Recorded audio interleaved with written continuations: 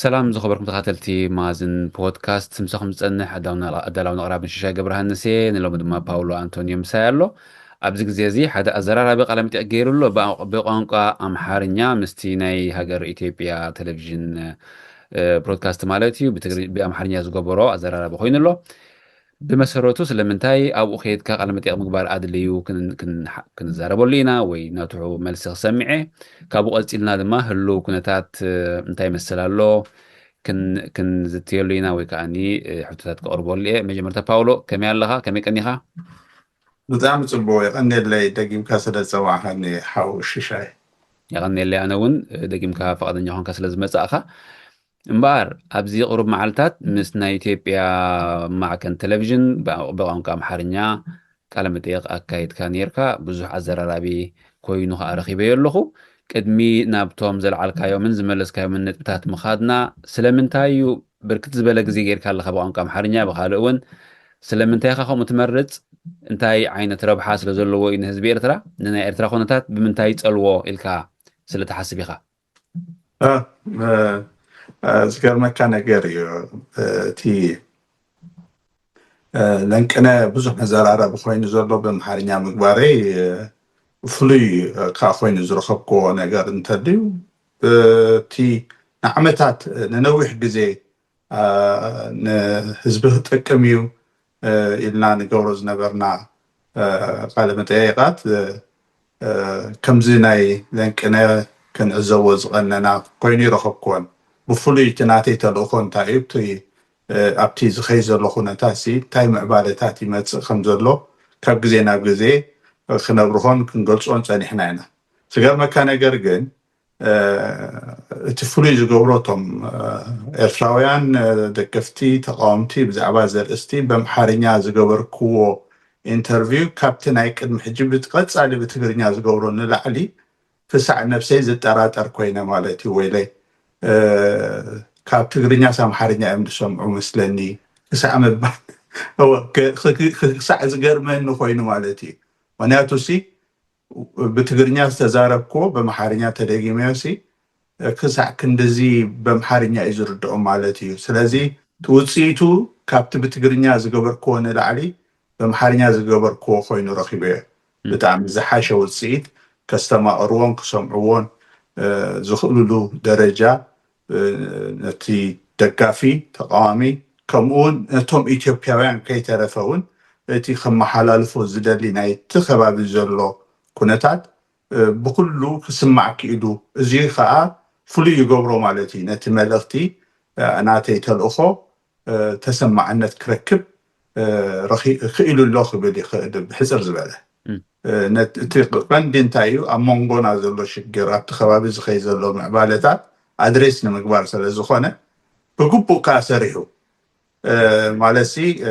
ትሪኦ ኢኻ እቲ ውፅኢቱ እዚ ማሕበራዊ ሚድያ ለንቅነ ከይድ ዝቐነ ብድሕሪ ጁን ክኸይድ እዩ ዝመስል ዘሎ ምክንያቱ እቲ ኣምሓርኛ ቀሊሉ መስለኒ ኣብቲ ቋንቋ ይስማዕ ኣሎ ስለዚ ናተይ ተልእኮኻ ክስማዕ ስለ ዝደልዮ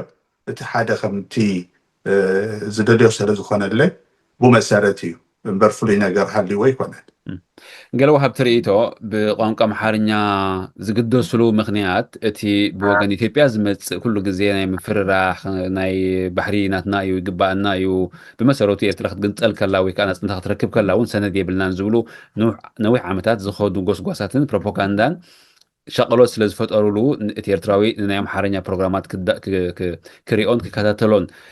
ከም ዝግብኦን ከም ዝወሰነን ብዙሓት ርእቶ ይህቡ እዮም ስለዚ መስለኒ ንዓኻ ስኻ ዝግብርካ ቃለ መጠይቅ ኣምሓርኛ እውን ብዙሕ ኣተኩሮ ዝረኸበ ኮይኑ ግን እቲ ሙሉእ እቲ ቃለ መጠይቅ ክሰምዖ ከለኹ እቲ ናትካ ማእከል ናይ ርእቶኻ ወይ ማእከል ናይ ነቐፌታኻ እቲ ኣብ ኤርትራ ዘሎ ስርዓት እምበር እቲ ህዝቢ እንታይ ደሊ ህዝቢ እንታይ ይስምዖ ብወገንቲ ኢትዮጵያ ናብ ኤርትራ ክበሃል ዝፀንሐ ኣድረስ ዝገበርካ ኣዮ ኣይመስለንን እሞ ስለምንታይ ኣብቲ ስርዓት ጥራሕ ተኪርካ ስለምንታይ እቲ ህዝቢ ኸ ናቱ መከራ ናቱ ሽግር ብወገን ኢትዮጵያ ናብ ኤርትራ ዝመፅእ ምፍርራሕ ወይ ከዓ ዓሰብናትና እዩ ኤርትራውናትና እያ ዝብል ንህዝቢ ኤርትራ ብቐጥታ ዝትንክፎ ብዙሕ ቆላሕታት ዝገበርካሉ ኣይመስለንን እሞ ስለምንታይ ብጣዕሚ የቐኒለና እዚ ሕቶ ስለ ዘለዓልካ ሓውሽሻይ حفشاوي اب اتي قندي عيو غزانا هنا ويناتي قداي اتمسرتاو شكر ايكون اندو ايتيوبيا بحد حرج خالقوت نصبيهم اكالات كله يوم مدخام ناي كونتات ناي ارترا تعذيبهم او خمس سغاتات كابتي اب ارترا زفترو شجر زبكس سلا زخونه انا بغندو خا ابزي قالسي نفتح زغورو زلخو اب ارترا وشت فتح كمصالو بتقالالي كوشتي يكون كقدام زمص طفات كندحن نخللو منقد حدتي كندم سور مبك مسرته مبكسيو اب ارترا زلو سرعاتي برجز بإثيوبيا تزبلكايو سكفتاتات ناي ارتراويان كمون انا ونكو استفلا عامتات نوح جزي نزي كاب إثيوبيا خمس زسانها قدما بيلون كنغركان يري تهزبسي بمحاريا مستزاربكو يمثلني كردو جميرون بر بزعبات إثيوبيا تقورو دسانحات كتبلو دسانحات سي كي تزاربكم كي تقالسكم سؤال نيره بهند بدمت نيرو تزخون حقيو من البات تزبحال زلو حزب زبلون تخكل يمبلكو نيره كنزو كله عامتات بتغرينيا مغلصيتات እንዳውጻና እንዳታቃለስና እንዳ በልና ጸኒሕናስ በመሐርኛ ህዛረብን ከለው ተረዲዎ ማለት እዩ ሕጂ ክጠራጠር ገይርነናይ ወይለ ለካቲ ህዝብስ ካብ ትግርኛ መሐርኛ ይድሰምዕ መስለኒ ክብል ዝገበረኒ ምክንያት ሓደ ንድሕሪት ምልስ ኢልካ እንታይ ብል ነይሩ ፓውሎ እንታይ ገብሩ ነይሮም እንድሕሪት ካሪእኻዮ እዚ እንታይ ሞጎዲዱ ሕጂ ብዛዕባ ኣብ ኢትዮጵያ ዝግበር ዘሎ በመሐርኛ ሰለስተ ዛረብኩስ ለውጥ ዘምጽእ ኣብቲ ናተይ ካይዳ ኣብቲ ናተይ ቃልሲ ካብ መስመር ዝወፀ ነገር የለን ኣምሓርኛ ተዛሪበ ተዘይተቀይሩ ኣብቲ ማእከል ናይቲ ቻናል ናይ መንግስቲ እውን እንተኾነ ክንከባበር ከም ዘለና ብምክብባር ልኡላውነት ናይ ሓደን ከይተደፋፈርና ብፍላይ ከዓ እቲ ኢትዮጵያ ተሓቶ ደላ ናይ ኣገልግሎት ወደብ ንምጥቃም እንድሕር ኮይኑ ልኡላውነት ኤርትራ ብዘኽብር መንገዲ ክኸውን ኣለዎ ከም ዓማዊል ክሳዕ ዝኸፈሉና ክግልገሉ ከም ዝኽእሉ ንሕና እውን ከም ኤርትራውያን እኮ ንውሽጢ ኤርትራ ንእትዎ ንብረት ካብ ካልእ ወደባት ኣገልግሎት ረኺብና ኢና ንእትዎ እዚኦም ከዓ ከምኡ እዮም ስለዚ ኣብ መንጎ ናይንካን ሃባን ናይ ተገልጋሊ ኣገልግሎት ወሃብን ዝግበር ዝምድናታት እንድሕር ደኣ ብሰላማዊ መንገዲ ክግበር ተኻኢሉ ንሕና ናብ ኩናት ወረብ ኩናት ምድላዋት ንኣትወሉን ካልእ ጥፍኣት ንውጀሉ መንገድን ክህሉ የብሉን ኢና ኢልና ካብዚ ላዕሊ ዝተበለ ነገር የለን ቃል ብቃሉ እቲ ምክብባር ዝብልን ብድሕሪ ሕጂ ከዓ ከመይ ጌርና ኢና ብሓንሳእ ከም ሕብረተሰብ ከዓ ናይቲ ከባቢ ማለት ስርዓታት ኩሉ ግዜ ይመፁ ንኸዱን እንድዮም ኣጀንዳ ከዓ ገብሩልና ስለዚ እቲ ናይ ኣጀንዳ ናይ ኣብ ወራር ኣብ ኩናት ኣብ ቀፃሊ ኩናት ክነብር ዝገብረና ዘሎ ገምጊምና ንድሕሪሲ እንታይና ኸሲብና እንታይና ኸሲርና ንሶም ወደብ ብዘይምጥቃሞም ንሕና ንዕኦም ኣገልግሎት ብዘይመሃብናሲ ኣብ ምንታይ እቲ ሽግር ተፈጢሩ ዘሎ እቲ ዘቀራርበና እንዳበዝሐን ከሎስ ንምንታይ ኢና በቲ ዘረሓሕቐና ንጅምር ብዝብል ኣርእስቲ እቲ መልእኽቲ ናተይ ኣብቲ ቻናሎም ከይድካ ኣብ ስርዓታት ዘተኮረ ዘይኮነ ከም ህዝቢ ናይዚ ከባቢ ከመይና መፃኢና ክነፀብቆን ውሑስ ክንገብሮ ዘለና ብዘይ ናይ ካልኦት ናይ ግዳም ምትእትታው ንሕና ጎረባብቲ ኢና ናይ ርሑቕ ኣካላት እንዳምፃኻ ዝግበር ብድሕ ሕጂ ነቲ ከባቢ ከጋድዶ እዩ ንሕና ከዓ ኣነ ከዓ ዘገድሰኒ ከም ኤርትራዊ ኤርትራን ህዝባን ብቐንዱ ስለዚ እቲ ህዝብና ንዓመታት ንናፅነት ዝኸፈሎ ዋጋ እንድሕሪ ናፅነት ልዕሊ እቲ ንናፅነት ዝኸፈሎ ግዜን ይኸይድ ኣሎ ይባኽን ኣሎ ስለዚ እቲ ሽግር ክኸውን ዘለዎ ኣብ ኤርትራ ዘሎ ስርዓት ዳኣ እምበር እቲ ብቐፃሊ ምክንያት እንዳፈጠረ እንዳተገላበጠ ዝሓድር ዘሎ ናይ ኤርትራ ስርዓት ንዕኡ ዝመስል መግለፂታት ከውፅእ ወይ ክዛረብ ትፅቢት ክግበር ኣለዎ ኢለ ይኣምንን ብወገን ኢትዮጵያ ሓደ ንጹር መርገፅን ንጹር መትከልን ኣሎ ድዩ ንኤርትራ ብዝጠመተ መልክዕ ክረአ ከሎ ናይ ኣብይ ኣሕመድ ቃላት በሎ መደረታት በሎ ቃል መጠይቃት በሎ ዋላ ናይቶም ምስ ዘለዉ ኣብ ስልጣን ዘለውን ብብልፅግና ፓርቲ ወኪሎም ዘለዉ ላዕለዎት ሓለፍቲ ዝተፈላለየ ግዜ ዝተፈላለየ መልስን መረዳእታን መርገፅን እዮም ከቐምጡ ፀኒሖም ብዛዕባ ኤርትራ ሕጂ ብወገን ኤርትራ ጥራሕ ኣይኮነን ዘሎ እቲ ዝተፈላለየ መርገፂ ንኢትዮጵያ ዝምልከት ንኤርትራ እውን ከምኡ ስለ ዘሎ ኣብኡ ግን ብኢትዮጵያውያን መራሕቲ ንዝብልዎ ኣድረስ ዝገበርካ ኣይመስለንን ጥራሕ እቲ ህዝቢ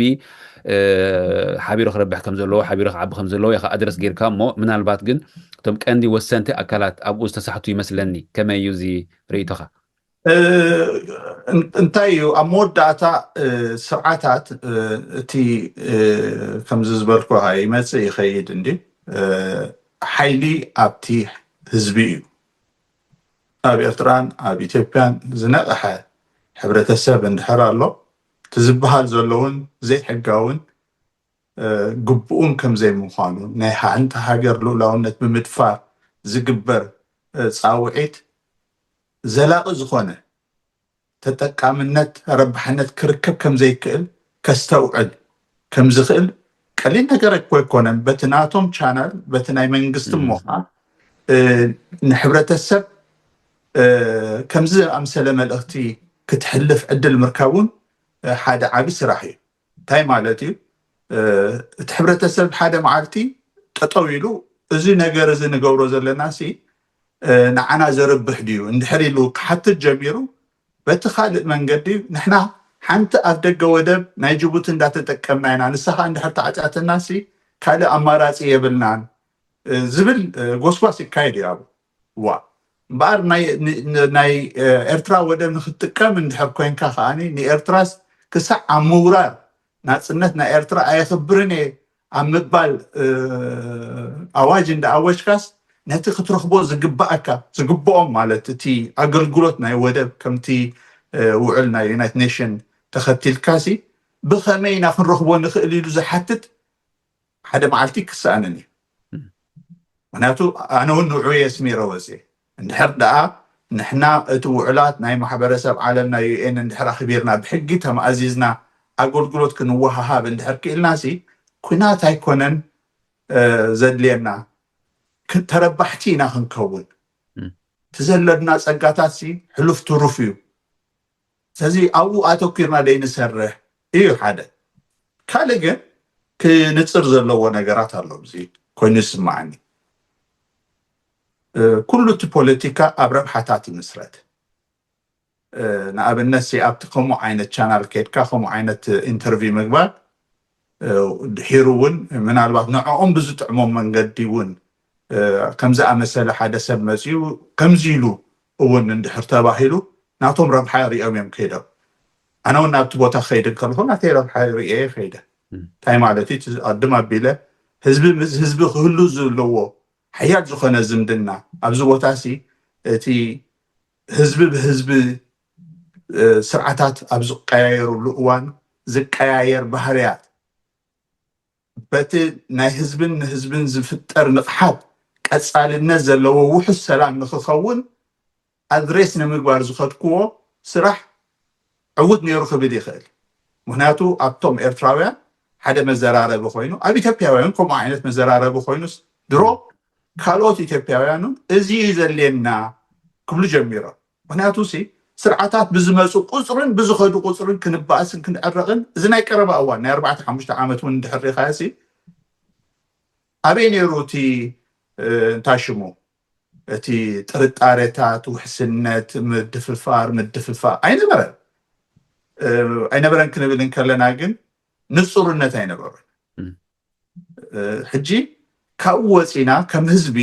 ነቲ ዘሎ ኩነታት ርኢና ከመይ እቲ መፃኢ ዕድል ናይዚ ከባቢ ክንውስን ንኽእል ክንርኢ ዘኽእለኒ ዕድል ረኺበ ኣለኹ ኢለ ይኣምን ብኡ መሰረት ከዓ እቲ ውፅኢቱ ኣብ ህዝቢ ሕጂ መዘራረቢ ኮይኑ ኣሎ ኣብ ህዝቢ መዘራረቢ ኮይኑሎ ማለት ኣብቶም ወሰንቲ ኣካላት ኣብቶም ሰበስልጣንን ኣብቶም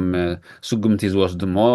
ነቲ ህዝቢ እውን እንተበኣሉታ እንተበኣውንታ ዝፀልውዎ ኣብኦም ከ ፅልዋ ዘሕደረ ዶ መስለካ ኣብኦም ከ እንታይ ዓይነት ፅልዋ ክሕድር ዝኽእል መስለካ? እዚ ምስ ግዜ ዝረአዩ ኮይኑ ይስማዓኒ ሕጂ ንግዜ ንገድፎ ንርኡ ግን እቲ ንሕና ዓቕሚ ውሱን እዩ ዝረኸብናዮ ዕድላትን ዘመሓላለፍናዮ መልእኽትን ብመጠኑ ካብቲ ዝነበሮ ዝሓሸ ኮይኑ ረኺበዮ ብዙሕ ስራሕ ከም ዘድሊ ከዓ ይስማዓኒ ክንሰርሕ ከዓ ተስፋ ገብር ኣብ ገለ ካብ ዝሃብካዮ መልስታት ብዛዕባ ኤርትራን ብዛዕባ ኢትዮጵያን ግብፅን ዛብ ዝሃብካዮ መልሲ ካብ ግብፂ ኢትዮጵያ ተርባሓካ ወይ ኢትዮጵያ ከም ተሓይሽን ኢትዮጵያ ከም ትመርፅ ዝያዳ ንኤርትራ ብዝምልከት ገሊፅካ ነርካ ወል ኣብ ታሪክ እንድሕሪናዮ ግብፂ እውን ንኤርትራ ቀሊል ተራ ወይ ቀሊል እጃም ኣይኮነን ዘለዋ እንድሕር ደኣኒ ሕጂ ንልኡላውነት ናይ ኤርትራ ንክብሪ ናይ ህዝቢ ኤርትራ ሓልያ ግብፂ ትቐርብ ኣላ ኮይና ምስ ኤርትራ ወይ ከዓ ኢትዮጵያ በንፃሩ እንድሕር ልኡላውነት ናይ ኤርትራ ልኡላውነት ናይ ህዝቢ ኤርትራ ደፊራ ወይ መስመር ጢሒሳቱ ትኸይድ እንድሕር ሃልያ ከመይ ጌርካ ኢኻ ግብፂ ከም ተርብሕ ካብ ኢትዮጵያ ንላዕሊ ወይ ኢትዮጵያ ከም ተርብሕ ካብ ግብፂ ንላዕሊ ክትረድአና ዝፈተንካ ቁሩብ ምስቲ ዘሎ ኩነታት ዝጋራጮ መስል እሞ እንታይ ኣሎም ተወሳኺ መብርሂ መረዳእታ ብልክዕ እቲ ኣቕድም ኣቢልና ዝረኣናዮ ስክፍታታት ኣቦቱ ኣሎ ከምዚ ነገርኩ ኸይ ስርዓታት ኣብ ኢትዮጵያ ብዝመጡን ብዝኸዱን እቲ ኣብ ኤርትራ ዘሎ ስርዓትካ በቲ ንሱ ዝገብሮ ዘሎን ኣብ ግምት እቲኻ እንድሕር ከድካ እቲ ሕቶታት እቲ ንዓና ስክፍታት ዝኸውን ነገራት ክለዓል ዝነበረ ነገራት ብሙሉእ ነዚ እንዳተቃወምናዮ ከለና ስርዓታትካ ከይትመፀእትን እዮም ኣቐድም ኣቢለ ነግረካ ነይረ እቲ ሕብረተሰብ እቲ ህዝቢ ናይ ክልቲኡ ጎረባብቲ ህዝብታት ብዝተፈላለየ መንገዲ ብታሪክ በሎ ብመውስቦ በሎ ብባህሊ ብዝተፈላለየ መንገዲ ከምቲ ምስ ሱዳን ዘለና ምስ ጅቡቲ ዘለና ስግረ ባሕሪ የመን ሱዑድያ ዘለና ርክባት ብሙሉእ እቲ ብጉርብትና ንቀራረቦ ሕብረተሰብ እንተልዩ ህዝቢ ኢትዮጵያ እዩ ስለዚ ኣብዚ ምንም ስክፍ ዝብለኒ ነገር የለን ካብ ግብፂ ሕጂ እውን ተኾነ ኢትዮጵያውያን ይቐርቡና ልክዕ እዩ ብታሪክ ብዙሕ ሽግር ሕሊፍናና ምስ ኢትዮጵያውያን እቲ ሽግር እቲ መፍትሒ ዘይረኸበ ስጋዕ ሎሚ ካልእ ሎሚ ብትኽክል ነቲ ኢትዮጵያውያን ኣልዒሎሞ ዘለዉ ሕቶ ኣብ ጉዳይ ናይ ኤርትራ ካልኦት እውን ክሓትዎ ኣብ ዝኽእልሉ ደረጃ ክመፅ እዩ ከም ኣብነት ክንሪኦ እንድሕር ኮይና ናይ ሶማል ጉዳይ ክነምፅኦ ንኽእል ኢና ሶማላውያን እቲ ገጢምዎም ዝነበረ ሽግር ሓደ እምነት ሓደ ባህሊ ዝውንኑ ብብዙሕ ነገራት ዝቀራረቡ ግን ኣብ ዝተፈላለየ መንግስታት ዝተኸፋፈሉ ሶማላውያን ሎሚ ናይ ካልእ ርሑቕ ሃገር ኣብቲ ቦታ ንሓንቲ ክፋል ናይ ሶማል ናይ ሃገርነት ኣፍልጦ ሂብዎ ኣሎ እዚ ዕድል እዚ ፅባሕ ንጎና ኣብ ኤርትራ ይመፅን እዩ ምባል ኣይከኣልን እዩ ምክንያቱ እቲ ምድኻም ናይ ህዝቢ ኤርትራን ኩነታት ናይ ኤርትራን ኣብ ውሽጢ ኤርትራ ዝፈጥር ዘሎ እቲ ብኤርትራ ዘሎ ስርዓት ክሳዕ ዘይተኣለየ በዚ ሒዝዎ ዘሎ መንገዲ ቀፂሉ እንድሕር ደኣ ኸይዱ ኢትዮጵያውያን እውን ንሶም ዘይጥቀሙሉ ወደብ ክልተ ሒዞም ሕጂ ረኣዮ ሕቶ ዝመፅእ ዘሎ ንሶም ዘይጥቀሙሉ ንሕና 130 ሚልዮን ኮይና ኣገልግሎት ንደሊ ኣለና እዮም ዝብሉ ዘለዉ ሕጂ ንሶም ዘይጥቀሙሉ ማለት እውን ንሕና እውን ስደተኛ ኮይና ኣብ ዓዶም ከይድና ኣለና ናብ ዓለም ኩሉ ተበቲና ኣለና ሕጂ ሕስብ እሞ ብሎ መን እዩ ኣንፃር ህዝቢ ኤርትራ ዝሰርሕ ዘሎ እቲ ብተግባር ኣንፃር ህዝቢ ኤርትራ ዝሰርሕ ዘሎ ግን ብፕሮፓጋንዳ ሃገር የውሕስ ኣለኹ ዝብል ዘሎ ኣብ ዝተፈላለየ ምክንያት እንዳደለየ ኩናት ህዝቢ ንክስደድ ኣብ ኩናት እንዳኣተወ ንክጠፍእ ትማሊ ናይ ወያነ ፀላኢ ነይሩ ሎሚ ተገልቢጡ ፈታዊ ናይ ወያነ ኮይኑ ቅድም ኣቢሉ ናይ ብልፅግና ፈታዊ ነይሩ ኣብዚ ዝተቀየረ ዝኾነ ዓይነት መርገፅ የብለና ኢትዮጵያውያን ናይ ውሽጣዊ ጉዳያቶም ንዖም ይምልከት ኤርትራ ኣብ ምንታይ ኣብኡ ኸይዳ ዋጋ ከፊላ ዋጋ ብዝኸፈለት ቁፅሪ ካልእ ዋጋ ዝሓትት ሓደገኛ ኩነታት ንኣቱ ኣለና እዚ ኸ እቶም ኤርትራውያን ኣሕዋተይ ደቀይ ዝጠፍእዎ ዘለዉ ብሰንኪቲ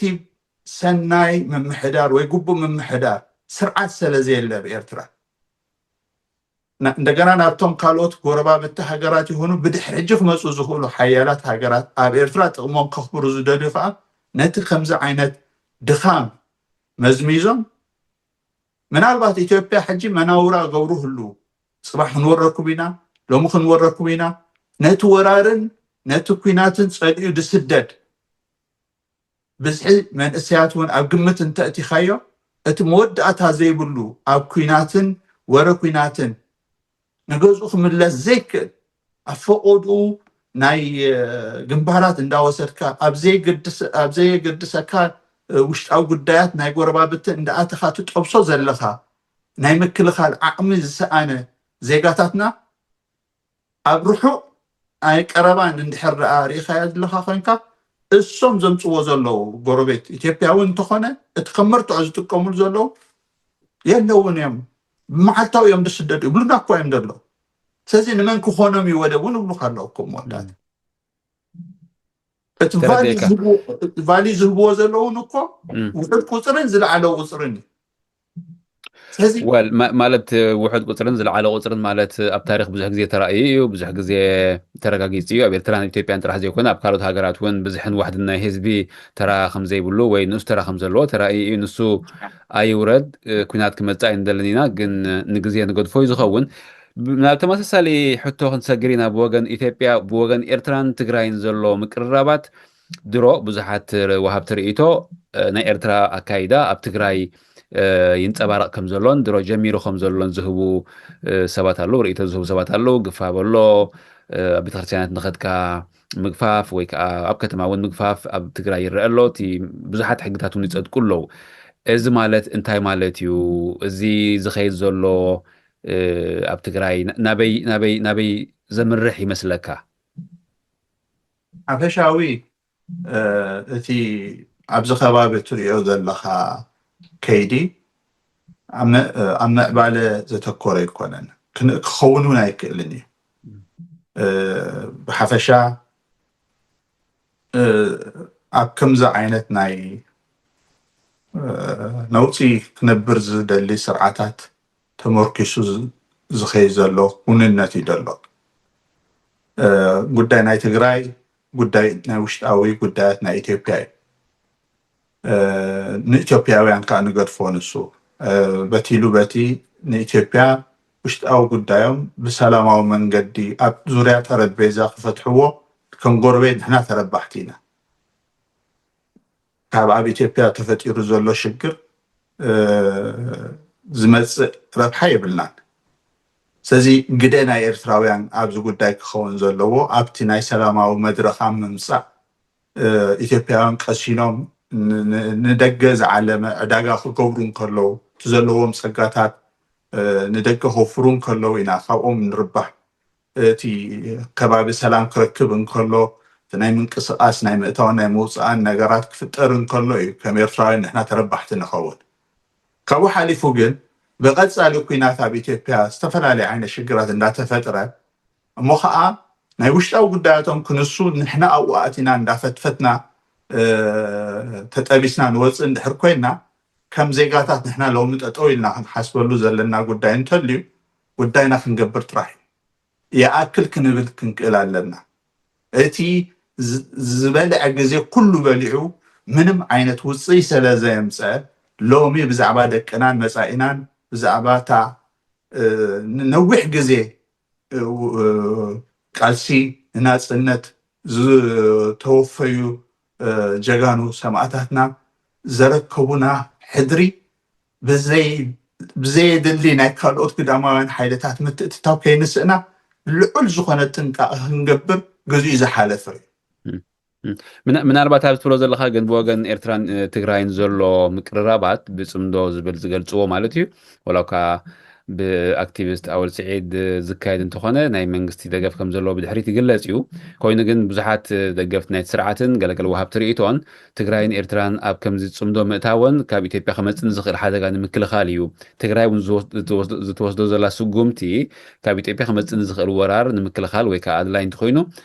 ሓይሊ ተጠቂምካ ናብ ኢትዮጵያ ንምእታዊ ዝብሉ ኣለዎ እሞ እዚ ነገር እዚ እሞ ንኤርትራ ርባሕ ኣይኮነን እንዲ ካብ ኢትዮጵያ ክመፅእ ዝኽእል ወራር ወይ ኩናት ወይ ገለ እንድሕር ዳ ትግራይን ኤርትራን ሓቢረን ዝከላኸልኦ ኮይነን ልኡላውነት ኤርትራ ንምኽባር ህዝቢ ኤርትራ እውን ንምሕላው ዶ ኣይኮነን ከመይ ገይሩ ኣወንታ ዘይረኣይ ካብዚ ሙሉእ ኢትዮጵያ ክንቃለስን ከለና ንናፅነት ዝነበረ እዚ ሎሚ ናይ ትግራይ ዓይነት ደገፍ ኣይነበረን ማለት ተላፊንካ ዝግበር ዝነበረ ቃልሲ ነይሩ እዩ ሎሚ ሃገር ሒዝና ኢና ዶባትና ፍሉጥ እዩ እዚ ዝግበር ዘሎ ምትእትታው ናብ ውሽጣዊ ጉዳያት ናይ ኢትዮጵያ ትመዘዙ ንዓና ከም ኤርትራውያን ሓደገኛ ኮይኑ ይስምዓኒ ኣይድግፎምካ ብመሰረቱ እቲ ከምዚ ዓይነት ኣካይዳ ፍጹም ኣይድግፎን እየ ምክንያቱ ትማሊ እቲ ኣብ ማእከላይ መንግስቲ ናይ ኢትዮጵያ ምስቲ ገበነኛ ስርዓት ናይ ኤርትራ ኮይኑ ኣብ ህዝቢ ትግራይ ዝኸይድ ዝነበረ ኩነታት ኩሉ ርኢና ኢና ሎሚ እንታይ ዓይነት ተኣምር ተፈጢሩ ደኣዩ ንዓመታት ንሕና ንልዕሊ 20 ዓመት ወያኔ ክበሃል ፀኒሑሲ በናይ መለክዕ ዳኢና ሎሚ ከዓ ተገልቢጥካ ምስ ወያነ ኮንካ ከዓ ነቲ ማእከላይ መንግስቲ ንዓና እንታይ እዩ እዚ ከም ህዝቢ ክንሓስብ ክንክእል ኣለና እቲ ስርዓት ዝፈጠረና ኣጀንዳ ተኸቲልና ደድሕርቲ ናይቲ ስርዓት ኣጀንዳ ክንከይድ የብልና ነጊረካ እኳ ዓንተ ወይ ኣብ ምፅናት ህዝቢ ኤርትራ ማእከል ዝገበረ ምንቅስቃስ እዩ እቲ ማእከላይ መንግስቲ ናይ ኤርትራ ዘንቀሳቀስ ዘሎ ብዝኾነ ይኹን መንገዲ እቲ ስርዓት ኣብ ኤርትራ ዘሎ ንህዝቢ ኤርትራ ኣብ ምፅናት ብልዑል ደረጃ ይሰርሕ ከም ዘሎ ብተግባር እዩ ዘርእየና ዘሎ እንድሕር ዳ ትማሊ ምስ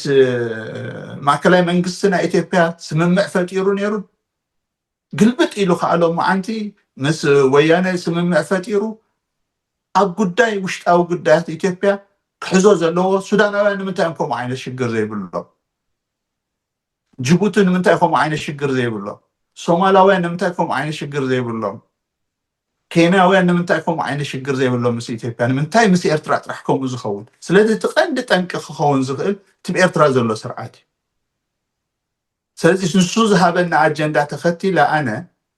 ሓንሳብ ምስ ብልፅግና ክኸውን ምስ ብልፅግና ክኸውን ፅምዶ መስሪቱ ምስ ትግራይ ክኸውን ምስ ትግራይ ናይ ወያነ ዘሎ ስርዓት ክኸውን ኣይኮንኩን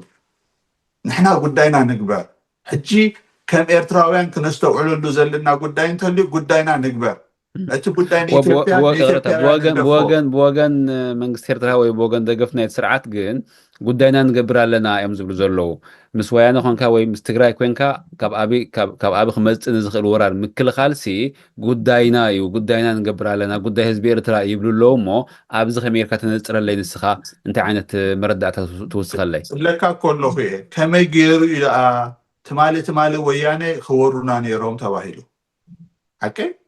ሎሚ ደኣ ብናይ መርገፂኦም ቀይሮም እዮም ፈተውትናን ወይ ፀመትናን ኮይኖም ብናይ እዩ እቲ ስርዓት ዘብፀልና ኣጀንዳ ክብለካ ኣለኹ እቲ መንግስቲ ኤርትራ ዘምፅኦ ዘሎ ብቐንዱ ኣጀንዳታት ኣብ ምጥፋእ ናይ ህዝቢ ኤርትራ ፅንተት ዝተመርኮሶ እዩ ፀላኢ እውን ነዚ እውን እኮ ምዝምዞ እዩ እንታይ ማለት እዩ ኢለካ እኮ ኣብ ዝተናውሐ ግዜ ኣብ ኩናት ወረ ኩናት የእቲኻ ንህዝቢ ኤርትራ ዓቕሙ ኣብ ዘይከላኸለሉ ደረጃ ኣብፂሕካ ድሌትካ ናይ ምርካብ ብዘይ ኩናት ተረዲእካ እምበርከ ብወገን ኢትዮጵያ ንኤርትራ ዝጠመተ ወይ ንትግራይ ዝጠመተ ወራር መሳሊ ወይ ከዓ ምፍራሕ የለን ድዩ ንኣብነት ናብ ትግራይ ክንደይ ግዜ ኣየራት ከይደን ኣለዋ ዝተፈላለየ ናይ ድሮናት መልእኽቲ ከም ዝኸደ ርኢና ኣለና ትግራይ ናይ ባዕላ ስግኣት ከም ዘለዋ መቸም ጉሁድ ኮይኑ ኣሎ ብወገን ኤርትራ እውን ንዓሰብ ዝምልከት ንልኡላውነት ኤርትራ ዝምልከት ከምቲ ቀዲመ ዝበልኩኻ ንስኻ እውን ንውሕ ግዜ መልሲ ከም ዝሃብካሉን ብዙሓት ፅሑፋት ከም ዝዘርጋሕካሉን እፈልጥ እየ እቲ ፍርሒ እቲ ስግኣት ብወገን ኢትዮጵያ ኣሎ እሞ እቶም ኣብ ኤርትራ ዘለዉ መንግስቲ ይኹኑ ወይ ኣብ ትግራይ ዘሎ ይኹን ነቲ ካብ ኢትዮጵያ ክመፅእ ዝኽእል ስግኣት ንሰምዖን ንሪኦን ዘለና ኢና ንከላኸል ዘለና እንተዘኣኢሎምሲ ከመይ ጌርና ኢና ኖ የለን ንብሎም ካብ ኢትዮጵያ ስግኣት ይመፅእ የለን ድዩ ንነዊሕ ግዜ ከም ዝበልኩኻ ይኮን ነቲ ክመፅእ ዝነበረ ስግኣታት ንኣብነት ኣነ ሕጂ ሽሻይ እዛ ገዛኻሲ ገዛ እያ ኢለካ ኣብዚ ሚድያ ወፅእ መጣ ኣለኹ ደ መጣ የለኹን እዩ ክበሃል ዘለዉ ክትከሰኒ ትኽእል እታ ገዛኻሲ ገዛ እያ ኢለካ ፓውሎ ዝበሃል ገዛ ኢልኒ ኣሎ እሞ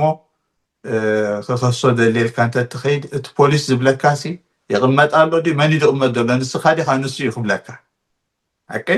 እንታይ ክብለካ ደለየ ሎሚ ከም ቃሕ ዝበለካ ክትብል ትኽእል ኢኻ ናይ ምባል መሰልካ ሕልው እዩ ኣብ ተግባር ግን መን እዩ ኣብኡ ዘሎ እዩ ጉዳይ ናይ ኤርትራ ከም ዝብለካ እዩ ክብሉን ከለዉ ከምቲ ንሶም መሲልዎም ዝብልዎ ንሕና እውን ብትክክል መልሲ ሂብናሉ ኢና ክንህበሉ እውን ፀኒሕና ኢና ነቲ ንሶም ዝበልዎ ክሳብ ኣብቲ ምድፋር ልኡላውነት ዝብል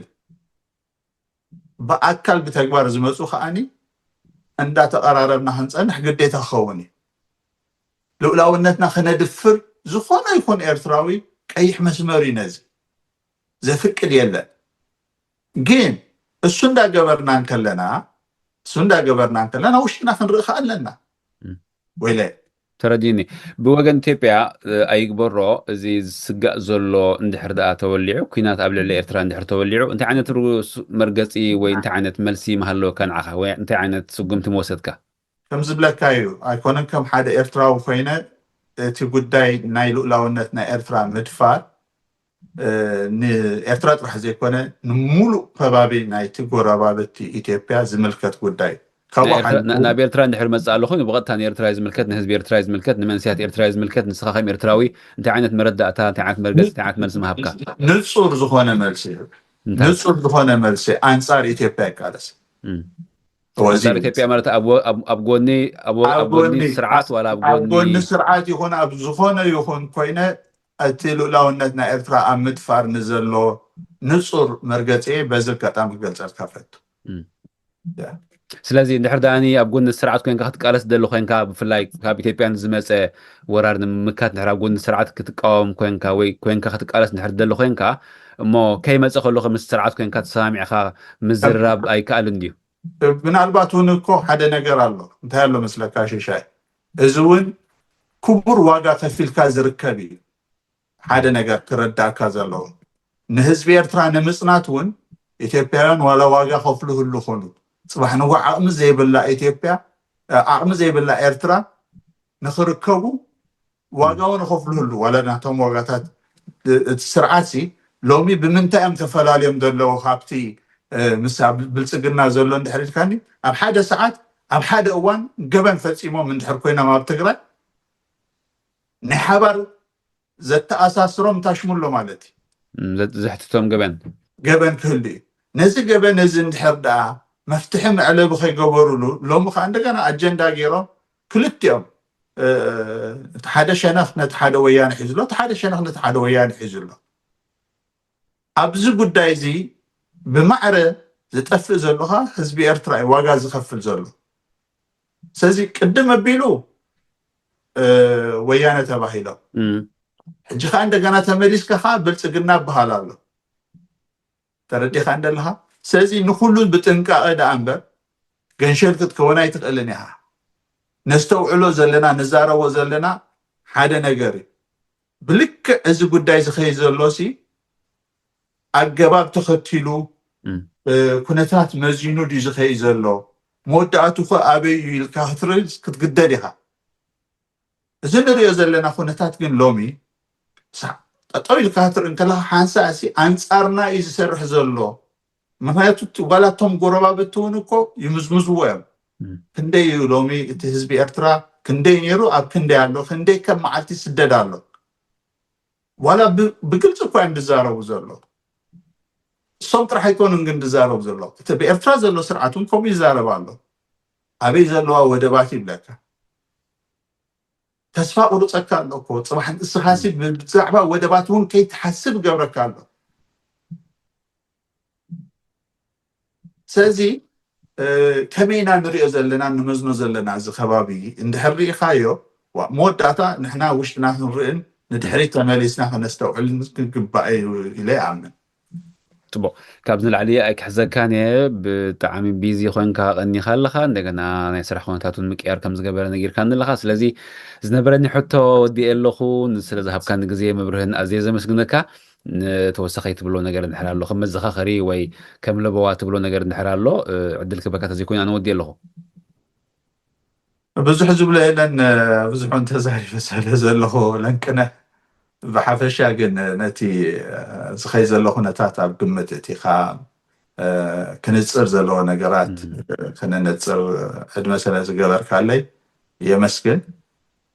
ብጣዕሚ የመስግን ንዓኻን ተኸታተልትኻን ሽሻይ ኣነ እውን ኣዝየ የመስግነካ ፓውሎ ኩሉ ግዜ ስለ ትገብሮ ፃዕርን ኣበርክቶን ኣዝየ የመስግነካ ሰላም ምሸት ንዓኻ ሰላም ምሸት ንዓኻ